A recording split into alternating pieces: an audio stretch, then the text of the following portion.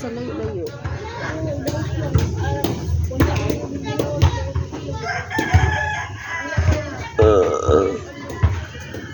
Ano saan yung pwede suoto ng class A ninyong uniform? Type B, kasi class A. Wala mo. Class na. Type B ba? Type B. Type B na uniform. Kanas ana? Domingo ra. Domingo.